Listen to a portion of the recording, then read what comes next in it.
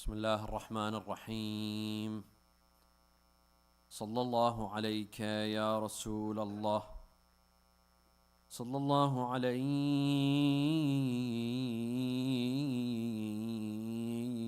يا سيدي ويا مولاي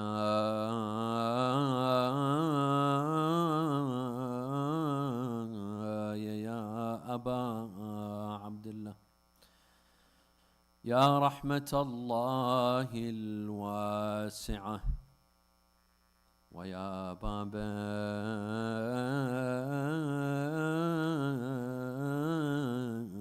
نجاة الأمة ويا عبرة كل مؤمن ومؤمنة،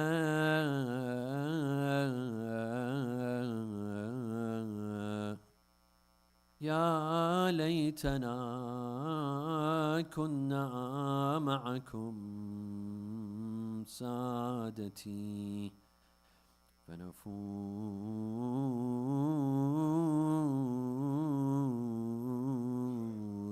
فوزا عظيما. أعوذ بالله من الشيطان الرجيم. يا أيها الذين آمنوا اتقوا الله حق تقاته ولا تموتن إلا وأنتم مسلمون. صدق الله العلي العظيم.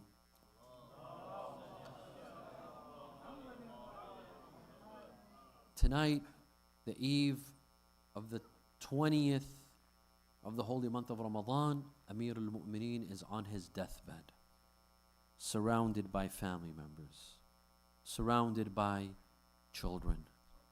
He's about to say his final words and his final will to his children, Al-Hassan wal-Hussein. Amir al-Mu'mineen, throughout his life, he imparted knowledge and he imparted wisdom. Even in a critical time like this, when he's about to depart life and the poison has spread throughout his entire body from his head to his toes, yet Amir al-Mu'mineen does not neglect imparting wisdom, imparting knowledge. He calls his sons Al-Hassan wal-Hussein to say his last farewell. And so he begins, أوصيكما بتقوى الله. The first thing that Amir al-Mu'mineen begins with is taqwa. Taqwa. Something that Amir al-Mu'mineen was an embodiment of. Taqwa was something that was always in the head of Amir al-Mu'mineen, always on his mind. Something that he implemented and he practiced. Before telling others to do so, he was the first to practice taqwa and implement taqwa. How many of his sermons in Nahj al-Balagha begin with ittaqullah? Be pious of Allah, be God-fearing, be God-conscious. He would say, وَإِنَّمَا هِيَ نَفْسِي أَرُوضُهَا بِالتَّقْوَى لِتَأْتِيَ آمِنَةً يَوْمَ الْفَزَعَ الْأَكْبَرِ. And it is my soul that I train it with piety, that I mix my soul with piety. Make sure that piety is part of me and part of my essence. Amir al-Mu'mineen, his entire life was about piety and fear of Allah Azza wa Jal. From before he was even an Imam, before Islam, when all of the Sahaba would bow and prostrate to idols, Amir al-Mu'mineen alayhi salam never prostrated to a single idol. And hence till today they say Ali karramallahu wajha. We say alayhi salam, but they say karramallahu wajha. May his face be dignified and honored. Why? Because his face never prostrated to an idol. Nor did he ever drink, while everyone else from the Sahaba before Islam, they all drank. Amir al-Mu'mineen's piety dates back before Islam, until his final moments. Till his final moments, even with his enemy, as we will recite in the end. Anyone who is hurt, anyone who is assassinated usually wants vengeance. Yet Amir al-Mu'mineen says, إِنَّمَا هِيَ ضَرْبَةٌ بِضَرْبَةٍ. He struck me once, you strike him once. If I live, then I decide whether to forgive him or to punish him. But if I die, إِنَّمَا هِيَ ضَرْبَةٌ بِضَرْبَةٍ. He struck me once, you strike him once as well. وَلَا تُمَثِّلُوا بِالرَّجُلِ. Don't punish him, don't cut him into pieces, don't seek your vengeance from him. Amir al-Mu'mineen was an embodiment of piety. His enemies knew his piety more than his friends. They saw his piety. It was a Jahili tradition that when you defeat someone in battle, you strip them. You strip them of their clothing, of their armor, of their sword, of their shield, of everything that they have. All of the Arab during the days of Jahiliyyah, they were known for this tradition, except Amir al-Mu'mineen alayhi salam. Amir al-Mu'mineen would not do this. Last night we mentioned the story of Amr ibn Abdul al-Amiri, who wore expensive armor and who carried an expensive sword and shield. Yet Amir al-Mu'mineen left him. Amir al-Mu'mineen doesn't look for spoils of war, nor for dunya. Amir al-Mu'mineen is above all of this. Amir al-Mu'mineen lived in dunya, but he was above dunya. All he thought about was akhirah and not of dunya. So the first thing that he says, أُوصِيكُمَا بِتَقْوَى اللَّهِ. I remind you of having piety and being pious towards Allah. وَأَلَّا تَبْغَيَ الدُّنْيَا وَإِن بَغَتْكُمَا. And do not chase after dunya. Even if dunya chases you and comes after you, but you do not go after dunya. Let others go after dunya. Dunya has a lot of chasers, those who wish to go after dunya, but you don't go after dunya. Amir al-Mu'mineen himself was an embodiment of this idea. He never chased after dunya. In his qunut, he would say, Ya dunya, ghurri ghayri. Oh dunya, go and seduce someone else. You have no authority over Ali ibn Abi Talib. Ya safra wa ya hamra, ghurri ghayri. Oh, the green and the yellow. He would speak to the dirhams and dinars. Go and fool someone else. You have no authority over Amir al-Mu'mineen. قَدْ طَلَّقْتُكِ ثَلَاثًا. We shall talk about this tomorrow night, inshallah. I have divorced you 3 times. Amir al-Mu'mineen speaks to dunya. Amir al-Mu'mineen was not a man of dunya.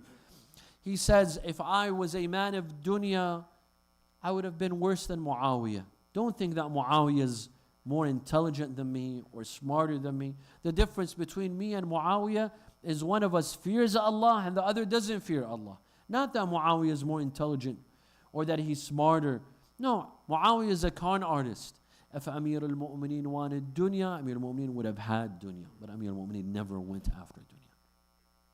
And he tells his children, وَأَلَّا تَبْغَيَ الدُّنْيَا. Don't go after dunya. Don't chase after dunya. وَإِن بَغَتْكُمَا. Dunya, my dear friends, is like ocean water. It's like ocean water. The more you drink, the thirstier you become. And it doesn't quench your thirst. Have you seen those who go after dunya? They're never full. It's never enough for them. They only immerse themselves more and more in dunya until they leave, until they depart, and dunya finds another victim. This is the reality of dunya. Amir al-Mu'mineen says, alayhi salam, that dunya is like a snake. It's like a snake. You touch it, it's very soft. It has beautiful leather. You enjoy touching it, but then it bites you with a poisonous bite. This is how dunya is. Apparently, with outside, it's very beautiful, it's very attractive, it has all the great things, but it's very poisonous as well. It could destroy our mind, our heart. وَأَلَّا تَبْغَيَ الدُّنْيَا وَلَا تَأْسَفَا عَلَى شَيْءٍ مِنْهَا زُوِيَ عَنْكُمَا. And do not be upset if you lose something from dunya, if a position was lost, if money was lost, if a khilafah was lost, anything from dunya that you lost, that it didn't come to you, do not be sorry, do not have regrets. At the end of the day, this is dunya and it's temporary. In all of its pleasures, it's temporary. In all of its pain, it's also temporary. This is the good thing about dunya, that none of the pleasures last and none of the pain lasts as well. It will all come to an end. وَلَا تَأْسَفَا عَلَى شَيْءٍ مِنْهَا زُوِيَ عَنْكُمَا. If you did not receive the khilafah, do not be upset. If you did not receive leadership, do not be upset. If you lost anything of dunya, do not be upset. You didn't lose anything. Because everything in dunya is fake. It's not true. The positions, the chairs, the leadership, it's all fake. It's all temporary. Yet we kill ourselves and we fight and we fool one another. We plan out all sorts of schemes and plans to receive a chair, to receive a temporary position for some time. And then what? Can we escape death? Can we escape the angel of death and Azrael and entering our grave? Absolutely not. Amir al-Mu'mineen alayhi salam was an embodiment of this. The Quran says, لِكَيْ لَا تَأْسَوْا عَلَى مَا فَاتَكُمْ وَلَا تَفْرَحُوا بِمَا آتَاكُمْ. Allah Azza wa Jalla in the Quran tells us what zuhud is. Zuhud is not being attached to dunya. How are you not attached to dunya? When you receive something from dunya, you don't go crazy, you don't become excited and extremely happy. And if you lose something from dunya, you don't become upset. That is proof that you're not attached.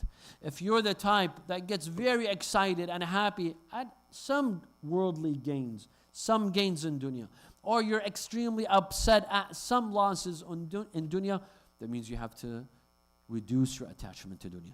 Amir al-Mu'mineen was not attached to dunya. Amir al-Mu'mineen did not gain the khilafah. I don't say he lost the khilafah, because the khilafah lost him. Amir al-Mu'mineen didn't lose anything. Amir al-Mu'mineen was not in need of khilafah. If khilafah had come to him, would it have raised his status? Would it have raised his dignity and honor and respect? Absolutely not. Amir al-Mu'mineen was not in need of the khilafah. We were in need of him. The Muslim ummah was in need of Amir al-Mu'mineen alayhi salam. Amir al-Mu'mineen was not upset. They took the khilafah, they gave it to someone else.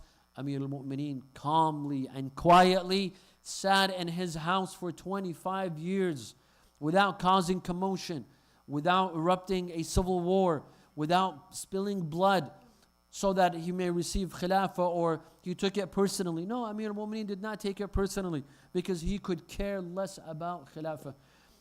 One day, as Amir al-Mu'mineen was going to Basra, he stopped in the Qar, and he was fixing his sandals. He was fixing his sandals. He asked Ibn Abbas, his cousin, "Ya Ibn Abbas, what is the cost of this sandal? A used, overworn sandal. What is the price of this sandal?" He said, "Ya Amir al-Mu'mineen, it's worthless. It has no value." He said, "By God, your khilafah, in my eyes, it's cheaper than this sandal. It's cheaper than this sandal. Except إِلَّا أَنْ أُقِيمَ حَقًّا أَوْ أَدْفَعَ بَاطِلًا. Except if I can establish justice, or if I can repel evil. Other than that, khilafah is meaningless to me. It has no meaning to me." And he said, and as we mentioned yesterday, لَأَسْلِمًا مَا سَلَمَتْ بِهِ أُمُورُ الْمُسْلِمِينَ وَلَمْ يَكُنْ فِيهِ جَوْرٌ إِلَّا عَلَيَّ خَاصَةً. He said, I'll be peaceful. You took the khilafah. Don't expect Ali ibn Abi Talib to wage a war or to spill blood over the khilafah. No, I am safe. And you will be safe. I'll be peaceful as long as the oppression is only upon me, and Islam is safe, Muslims are safe, and the ship will go smoothly, it will float smoothly, then that's it. Then I am fine. I will not be waging any wars. And at the Hurub al-Ridda, the Ridda wars at the time of Abu Bakr, when several tribes, they went back against Islam and they denounced Islam, Amir al-Mu'mineen participated in these wars. He participated and he supported the government at the time. And he explains why. He says, فَخَشِيتُ إِن لَمْ أَنصُرَ الْإِسْلَامَ وَأَهْلَهِ أَنْ أَرَى فِيهِ ثَلْمًا أَوْ هَدْمًا تَكُونُ الْمُصِيبَةُ بِهِ عَلَيْهِ أَعْظَمْ مِنْ فَوْتِ وِلَايَتِكُمْ.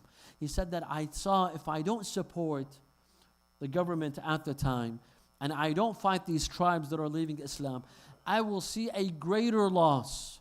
I will see a greater tragedy, bigger than the tragedy of the Khilafah. And hence I stood. فَنَهَضْتُ فِي تِلْكَ الْأَحْدَاثِ. And so I stood and I supported. I mean, as we mentioned yesterday, Amir al-Mu'mineen was not greedy with his knowledge, nor with his support, not physically, not emotionally, not intellectually. Because for Amir al-Mu'mineen, it was not personal. Khilafah was not personal. Khilafah was for the advantage of the ummah, the interest of the ummah. And as long as the ummah was safe, Amir al-Mu'mineen was safe. And then he says, وَقُولَا بِالْحَقِّ, and speak the truth. Stand for the truth. Stand by the truth. Stick with the truth. He tells his sons, Al-Hasan wal-Hussein alayhi salam, don't ever deviate from the truth. Don't ever say anything that contradicts the truth. Stand with the truth. Stand with the truth. Even if it costs you, even if standing with the truth is costly, stick to the truth. Speak the truth. Even if you have to pay a heavy price. And hence Amir al-Mu'mineen. Amir al-Mu'mineen was an embodiment of this. Amir al-Mu'mineen always spoke the truth. Amir al-Mu'mineen, in one of his ahadith, he says, مَا تَرَكَ لِيَ الْحَقُّ مِنْ صَدِيقٍ. Truth did not keep me a friend. Did Amir al-Mu'mineen have friends? He didn't have friends. Because all of his friends wanted something from him. They had an advantage. The day that they didn't have an advantage, they would leave him, including Talha and Zubayr. Talha and Zubayr were the companions of Rasulullah sallallahu alayhi wa and Zubayr, Allahumma salli ala Muhammad wa ala Muhammad. As Zubayr was a cousin of Amir al-Mu'mineen, and he was very close. And on the day of Saqifa, as Zubayr took out his sword, he was ready to fight and spill blood for the sake of Amir al-Mu'mineen. Amir al-Mu'mineen forbade him. Amir al-Mu'mineen told him, don't do this. This is not the time to fight.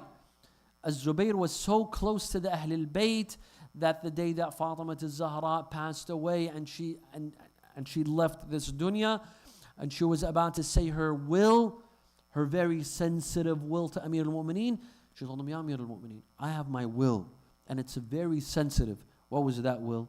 To not let my oppressors witness my funeral, to bury me at night, and do not let anyone discover my grave. This was very sensitive. She told him, Ya Ali, Ya Ibn al-Am, my cousin, if you can perform this will, then so be it. If not, I will tell Az-Zubayr. This shows how Az-Zubayr was close to Amir al-Mu'mineen. Yet Az-Zubayr turned against Amir al-Mu'mineen.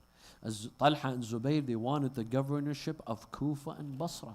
They came to Amir al-Mu'mineen alayhi salam, to his house, to his office. They wanted to speak to him. Amir al-Mu'mineen told them, do you have something personal to tell me or something general? They said, no, something personal. So Amir al-Mu'mineen took the candle and he turned it off. They said, why did you turn off the candle? He said, because this candle is from Bayt al-Mal. If you have something general to say, I will turn on the candle. If it's for personal use, I will not waste a candle. I will not waste a candle. They asked for the governorship of Kufa and Basra. Amir al-Mu'mineen did not give it to them.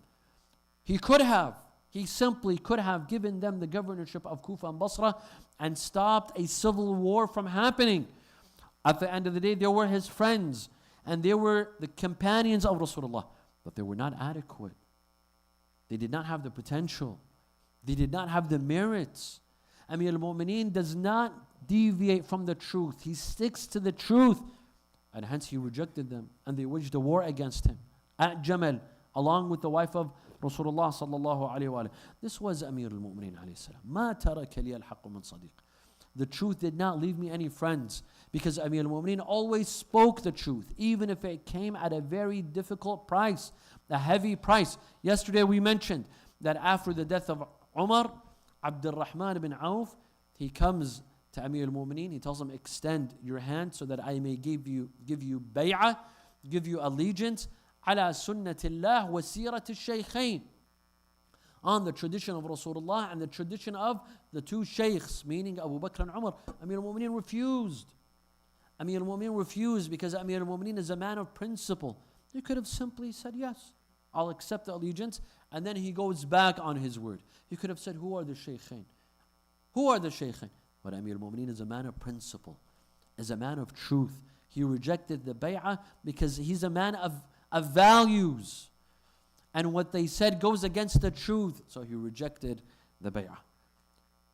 وَعْمَلَا لِلْأَجْرِ. He tells his sons, work for thawab, for reward, not worldly recognition, not so that people mention your names and praise you and recognize you and thank you.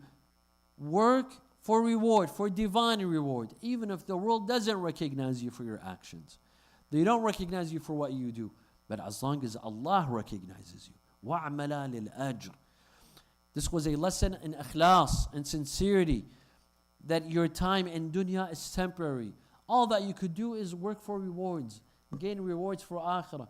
This dunya is only a bridge towards akhirah. We're not meant to stay here forever. We are meant to be here to gain as many rewards as possible for the akhirah. Gain that reward, even if no one recognizes you, even if no one praises you, even if no one thanks you. Al-Hasan and Hussein were taught this value ever since they were children. وَيُطْعِمُونَ الطَّعَامَ عَلَى حُبِّهِ مِسْكِينًا وَيَتِيمًا وَأَسِيرًا إِنَّمَا نُطْعِمُكُمْ لِوَجْهِ اللَّهِ لَا نُرِيدُ مِنْكُمْ جَزَاءً وَلَا شُكُورًا. When they fasted for 3 days as a nadhr by Amir al-Mu'mineen and Fatima al-Zahra when they were ill, and on the 3 days of fasting they gave all the food that they had, all the bread that they had, to the poor, to the prisoner of war, to the poor person, to the orphan. And they said that we don't want you to thank us. We want Allah subhanahu wa ta'ala to thank us and to reward us. Amir al-Mu'mineen, his entire life he worked for rewards. He only, divine rewards from Allah Azza wa Jal. Everything that he had, everything that he did, all of his actions, all of his movements, everything that he did was for the sake of Allah Azza wa Jal. Amir al-Mu'mineen dug wells for the sake of Allah Azza wa Jal, so that people may benefit. When you go to Medina, in Masjid al-Shajara, another name for Masjid al-Shajara is Abiyar Ali, the wells of Ali ibn Abi Talib. He dug those wells for the people of Medina so that people may benefit. Amir al-Mu'mineen planted 1,000 trees, so that people may benefit. These palm trees, so that they may benefit from their dates and eat and benefit, so that he may be rewarded. وَكُونَ لِلظَّالِمِ خَصْمًا وَلِلْمَظْلُومِ عَوْنًا.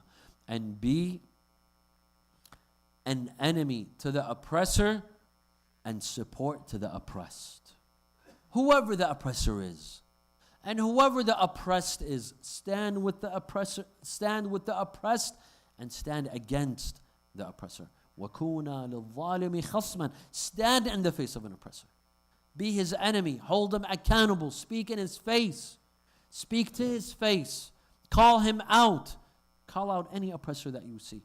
And stand with the oppressed. Amir al-Mu'mineen doesn't say stand with the oppressed Muslims or from our tribe or from Quraysh or from Bani Hamid. Generally, all oppressed, stand with them. And any oppressor, stand in his face. Even if he's your own brother. Even if he's from your own school of thought. Stand in his face. This is how Amir al-Mu'mineen was, alayhi salam. Amir al-Mu'mineen would stand in the face of an oppressor and stand with the oppressed. Amir al-Mu'mineen would say, الظالم عندي ضعيف حتى أخذ الحق منه حتى أخذ الحق منه. The oppressor is weak in my eyes. No matter how big he is, he's weak in my eyes until I can take people's rights from him. وَالْمَظْلُومُ عِنْدِي قَوِي. And as for the oppressed, in my eyes they are strong. They are not weak. حتى أخذ الحق حتى أخذ الحق له. Until I can take his rights for him. Amir al-Mu'mineen didn't care about strength and weakness. Unfortunately, many people, they stand with the strong, no matter who he is, even if he's an oppressor, and stand against the weak and the oppressed as long as they're weak. This is how most people are, and this is what we see today. If you're weak, everyone will stand against you, even if you're oppressed. Even if you have to offer 400 people from your women and children with airstrikes against you, the entire world is silent. Because why? Because you're weak. You don't have a platform. You don't have media. You don't have anyone to represent you. So in 2 days, there's airstrikes against you. You will lose 400 individuals. No one will say a word. But if you're strong, if you're powerful, if there's a scratch on your hand, the entire world erupts. Why? Because you're powerful and you're strong. This does not exist in the vocabulary of Amir al-Mu'mineen alayhi salam. This does not exist in the dictionary of Amir al-Mu'mineen alayhi salam. And then he says, وَأُوصِيكُمَا وَجَمِيعَ وُلْدِي وَأَهْلِي وَمَنْ بَلَغَهُ كِتَابِي بِتَقْوَى اللَّهِ. Again, he goes back to taqwa Allah again and again.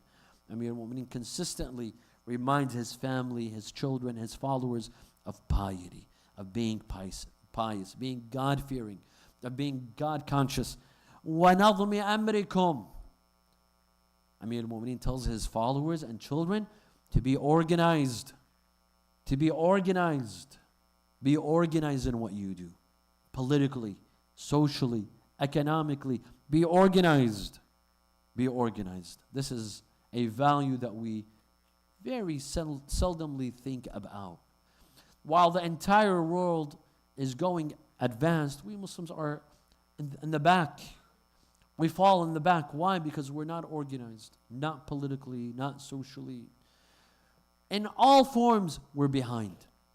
All of our actions are chaotic. Most of our actions are chaotic. We lack organization. We lack organization in our structure, in our government, in our mosques, in our centers, in our foundations, in our work, in all of our work, political work, social work. We need organization. وَنَظْمِ أَمْرِكُمْ. Amir al-Mu'mineen on his deathbed was thinking about the Shia many years ahead, 100 years ahead, that be organized. Be organized. We are anything but organized. You know, in Iraq, we have a joke. We say that 5 Iraqi men gathered to form a political party. They gathered for an hour. They had a private meeting to form one political party. After the meeting, they had formed 6 political parties. This is us. This is not just Iraq. This is everyone. Afghanistan and Pakistan and India and Iran and Lebanon. All of us. We Muslims lack organization. We lack unity. We lack cooperation. We lack thinking ahead. Strategic thinking. Where will we be in 20 years, 50 years, 100 years down the line? You know, now there's a movement. There's a movement. A lot of youth are considering leaving the West, leaving the United States, leaving Canada, leaving Europe, and going back home. Where is back home? I don't know. I don't know what they mean, because this is home. This is home. Some of you were born here. You were educated here. You live here. You have rights here. Yes, don't be emotional and base your judgment because of this president or this political party or the next 4 years. No, this is how it is. This is how it is. Every 4 years, one comes, one maniac goes, another maniac comes. This is how it is. This is how it is. Be resilient. We are here to stay. We have to organize what we do. We have to fight for our rights legally, in the legal measures. We are here to stay. وَنَظْمِ أَمْرِكُمْ. Be organized. How come no one else is leaving? Why are our youth speaking of leaving? No one else wants to leave. Not the Christian community, not the Jewish community, not the Hindu community, not the Sikh community. Why are we weak? Why are we cowards that we give up?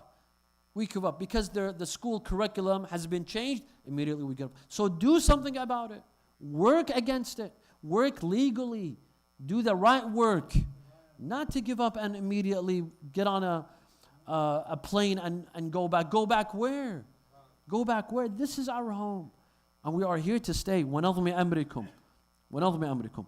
And then he says, وَصَلَاحُ ذَاتِ الْبَيْنِ فَإِنِّي وصلاح ذات البين فإني سمعت جدكما رسول الله صلى الله عليه وآله وسلم يقول صلاح ذات البين أفضل من عامة الصلاة والصيام. He tells his children, and if you see 2 individuals, 2 families that don't speak, bring them together.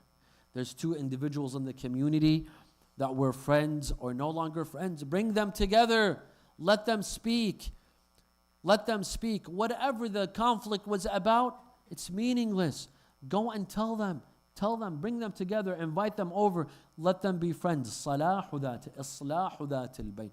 And then he says that I heard Rasulullah, your grandfather, he's telling Al-Hasan al-Hussein, I heard your grandfather say, صلاح ذات البين أفضل من عامة الصلاة والصيام. To bring 2 people or 2 families, 2 tribes sometimes, 2 communities sometimes together. This is greater than prayers and salah and psalm, except the wajib. All recommended salah and psalm. This is more valuable. This is more valuable. You see 2 individuals that don't speak, bring them together. A husband and a wife, if you have individuals like this in the community, you know that a husband and wife do not speak to each other, bring them together. And the only exception to lying is haram. Lying is haram. The only exception to lying, where lying becomes allowed in Islam, is when you bring two people together. You go to one, you say, you know what? The other person said so many good things about you. You could add spices, not just to the food, but to what you say. Add some pepper and salt, and say that I heard them say this about you, that about you, good things. They never said anything, but you may add, as long as you bring them together. If this brings them together, you may do so. This is Allah. This is the only, ask all of the ulama. They will tell you the only exception to lying that it is allowed is when you bring two people together. Two friends, two brothers, two cousins, two families, two communities. Bring them together, you may do so. Aslahu dhatil bayn. Aslahu dhatil bayn. And then Amir al-Mu'mineen says, Allah fil aitam. Take care of orphans.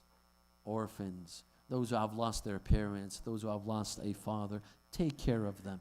They don't have a father, be a father for them. Sponsor them, take care of them. One day Amir al-Mu'mineen alayhi salam was walking in Kufa, and he saw a group of children, a group of boys and children playing together, except there was one child that was standing at a corner and crying and weeping. He went to him, he told him, what's wrong? What's wrong, my son? He said, all the kids make fun of me. They tell me that we have fathers, but you don't have a father. You're an orphan. He said, go tell them that Ali ibn Abi Talib is my father. Go tell them that I do have a father. His name is Ali ibn Abi Talib. He kept on crying. He told him, why are you crying? He said, because there's a horse, there's a wooden horse that they're playing with, and they don't let me play.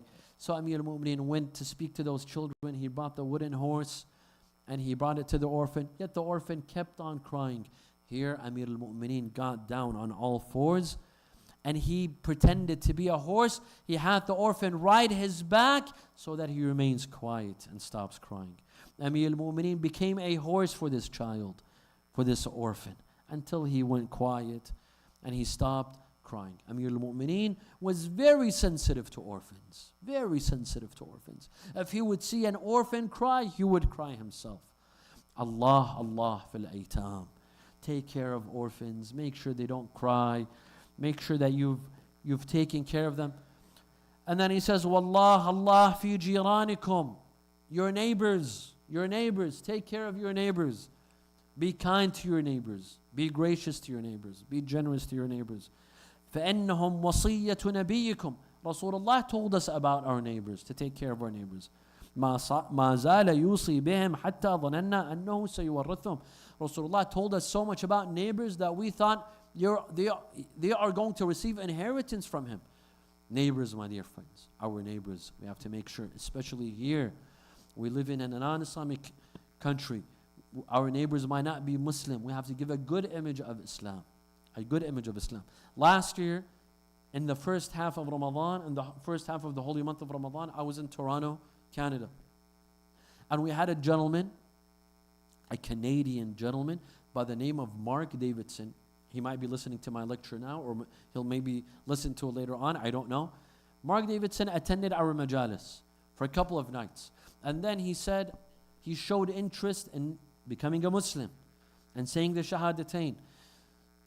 And so he did. He recited the Shahadatain and he learned about Salah and he picked up these apps that teach him about Salah and fasting in the month of Ramadan, and mashallah, perfect Muslim. I asked him, what got you to become a Muslim? He said, Sayyid, I have a neighbor from Iraq and every day they bring me food and they don't even know me. In the afternoon when I come back from work, they bring me food. They tell me that you go to work, when you come back in the evening, you don't have time to cook, allow us to bring you food. So every couple of days, they bring me free food. They bring me food. They feed me. And I got to think that why are they taking care of me? Why? Do they have an interest? Are they benefiting from me? No, it must be their religion that teaches them to take care of their neighbors. This was a spark that got me to learn and understand more about Islam. And here I am reciting, Ashhadu an la ilaha illallah wa ashhadu anna Muhammadan Rasulullah. And then Amir al-Mu'mineen says, Wallah, Allah fil Qur'an. The Qur'an. Don't take the Quran lightly. لا يسبقكم بالعمل به غيركم. Don't let others beat you in reading Quran and implementing the Quran and practicing the Quran. How is our relationship with the Quran, my dear brothers? There are some families, they only pick up the Quran once a year in Ramadan. From year to year, the Quran is on the bookshelf, gathering dust. We don't pick up the Quran, we don't recite, we don't contemplate, we don't memorize. We don't memorize the Quran. We followers of Ahlul Bayt, many of us, unfortunately, we neglect the Quran. We don't memorize. Maybe we read, but we don't memorize. How many of us memorize the Quran? We try to memorize from cover to cover. This is important that we memorize. We keep the Quran in our hearts. We memorize the Quran. We think over it. We contemplate over it. We try to understand what the Quran is telling us. We read it as if the Quran is speaking to us directly. How many centers do we have? Academic centers on interpreting the Quran, explaining the Quran, translating the Quran, explanations of the Quran. We don't. You know, Oxford University, they have a journal on Quranic studies. Oxford University, led by non-Muslims, they care for the Quran. I've seen a journal on Quranic studies published by Oxford University Press. How many do we have? How many do we have? How much do we care about the Quran? How much time do we spend with the Quran? Wallah, Allah fi salah, فَإِنَّهَا عَمُودُ دِينِكُمْ. Do not take your salah lightly. Amir al-Mu'mineen says. Allah fi salah. Your salah should be priority. Your salah should be number one. Pray it on time. Don't rush in your salah. Enjoy your salah. Concentrate in your salah. Wallah, Allah fi bayti rabbikum. Take care of the house of Allah. Mecca. Go for your Hajj. Go for your Umrah. Make sure that Masjid al-Haram is never empty. Go for your Hajj. This is the time to decide, my dear brothers and sisters. If you haven't been to Hajj in Ramadan, decide on going to Hajj. This must be a priority for those that are financially capable and you can get the visa. Make it a priority to go to Hajj this year before the next. Wallah, Allah fil jihad. Take care of jihad. By what? بِأَمْوَالِكُمْ وَأَنفُسِكُمْ وَأَلْسِنَتِكُمْ فِي سَبِيلِ اللَّهِ. Your jihad, number one, by your money. Monetary jihad. Sponsor. Support. Support your organizations. Support your Islam. Support your local masjid. Support your local foundations. The Imam first says, Al-jihad بِأَمْوَالِكُمْ وَأَنفُسِكُمْ. First, the jihad by your money, and then by your souls. By your souls. وَأَلْسِنَتِكُمْ. And jihad by the tongue. To speak out. Speak the truth. Defend the truth. Don't be silent. If you see injustice, don't be silent. If you see oppression, don't be silent. Speak out. وَعَلَيْكُمْ بِالتَّوَاصُلِ وَالتَّبَاذُلِ وَإِيَّاكُمْ وَالتَّدَابُرِ وَالتَّقَاطُعِ. And he says, I ask you to connect with one another. Stay connected with one another. Speak to one another. Give gifts to one another. Do not boycott one another. Do not stop talking to one another. Don't disconnect from one another. وَلَا تَتْرُكُ الْأَمْرَ بِالْمَعْرُوفِ وَالنَّهِي عَنِ الْمُنْكَرِ. And do not neglect enjoining the good and forbidding the evil. يا بني عبد المطلب لا ألفينكم تخوضون في دماء المسلمين خوضا تقولون قتل أمير المؤمنين. Oh, the children of Abdul Muttalib, do not go and spill blood in my name, saying that Amir al-Mu'mineen has been killed. ألا لا تقتلن بي إلا قاتلي. Do not kill other than my murderer, other than my assassin. فانظروا إذا أنا مت من ضربته هذه فاضربوه ضربة بضربة. See, if I die from this strike, then strike him once. إنما هي ضربة بضربة. Strike him once because he struck me once. ولا تمثلوا بالرجل. And do not cut him into pieces. Do not cut his body parts. فإني سمعت رسول الله يقول إياكم والمثل. I heard Rasulullah saying that do not cut a body into pieces. Because this was a Jahili tradition. When they would kill an enemy, they would kill him into pieces. They would cut off the head. They would cut off the limbs. Who does this remind you of? They would do this. This was a Jahili tradition. And then Amir al-Mu'mineen finished his will. He finished his will. Tonight, on a night like this, Amir al-Mu'mineen would not even forget Ibn Muljam. Amir al-Mu'mineen was merciful with his own assassin. They brought him milk. He drank some, and then he says, خُذُوهُ لِأَسِيرِكُمْ. Take the rest to your assassin. Do not let him starve. Amir al-Mu'mineen was thinking of Ibn Muljam, for him to be fed, for him to be taken care of.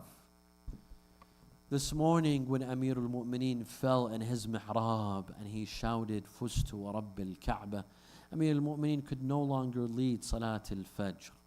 So he remained on the ground when Imam al-Hasan led Salat al-Fajr. And then Amir al-Mu'mineen alayhi salam was carried back to his house in Kufa. He was carried by Al-Hasan wal-Hussein wa Muhammad ibn al-Hanafiyya. They were carrying him back to his house. When he came close to the house, he said, let me walk, put me on the ground. They told him, Ya Amir al-Mu'mineen, you cannot walk. He said, I know, but I want to walk on my feet. I do not want Zainab to see me being carried. She will be worried for me. Amir al-Mu'mineen enters the house. Zainab sees them from far, bringing Amir al-Mu'mineen.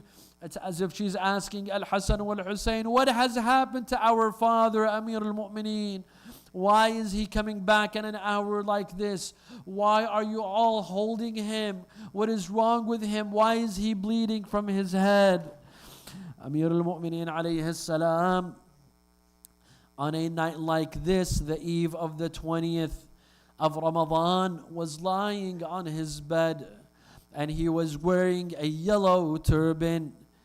He had covered his scar, he had covered his injury with a yellow turban. Al-Asbagh ibn Nubata, one of the companions of Amir al-Mu'mineen, he says, I came to visit my master Ali ibn Abi Talib, and I saw that he was wearing a yellow turban. I was not sure which one was more yellow, his face or the turban.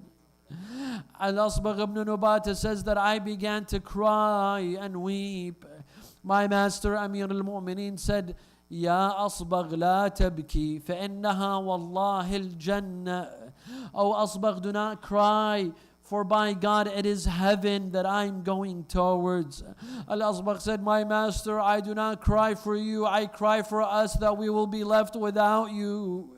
You will be leaving us. I cry for us that we will be missing you. On a night like this, a doctor comes to see Amir al-Mu'mineen. They brought a doctor to see the injury of Amir al-Mu'mineen. When he examined the injury, he looked at Amir al-Mu'mineen and he said, "Ahad ahdak, say your will, Ya Ali ibn Abi Talib. Say your final will. The injury, the poison has reached your brain. Say your final words." And then the doctor prescribed some milk for Amir al-Mu'mineen to reduce the pain of the poison that had spread throughout the body of Amir al-Mu'mineen. News went out in Kufa that Amir al-Mu'mineen wants milk. The children, the orphans of Kufa, they gathered at the doorstep. Moments later, the orphans of Kufa, they gathered at the doorstep of Amir al-Mu'mineen. Imam al-Hasan went to open the door. He saw tens of orphans with buckets of milk, raising them with their hands and saying, "This is for our father Ali ibn Abi Talib. Take the milk and give us back our father Ali ibn Abi Talib." I say, my master Amir al-Mu'mineen, look at the effect that you had on orphans. You were the father of widows and orphans. You took care of orphans. Ya Amir al-Mu'mineen, I say, what would you have done on the day of Ashura to see the orphans of Al-Hussein go from one tent to another? Every tent that they would go, that tent would be set on fire. Every tent would set on fire. On the evening of the day of Ashura, Umar bin Sa'd ordered for some water to be given to the children. They brought them water. None of them accepted to receive water except one of the girls of Imam al-Hussein, one of the orphans. She took the water. Everyone wanted to see, what will she do? Will she drink the water? They saw that this girl went into the middle of the battlefield, looking at the bodies of the martyrs, looking from body to body until she stopped at a headless body, at a trampled body, at a stripped body. She said, Aba ya Hussein, qum washrab al-ma. My father Hussein, get up and drink some water. لا حول ولا قوة إلا بالله العلي العظيم. إنا لله وإنا إليه راجعون. نسألك اللهم وندعوك باسمك العلي الأعظم الأعز الأجل الأكرم يا الله. اللهم لا تدع لنا ذنبا إلا غفرته، ولا هما إلا فرجته، ولا عيبا إلا سترته، ولا خوفا إلا منته، ولا رزقا إلا بسطته، ولا شملا إلا جمعته، ولا مرضا إلا شفيته، ولا غائبا إلا حفظته وأدنيته، ولا حاجة من حوائج الدنيا والآخرة لك فيها رضا ولنا فيها صلاح إلا قضيتها ويسرتها يا أرحم الراحمين.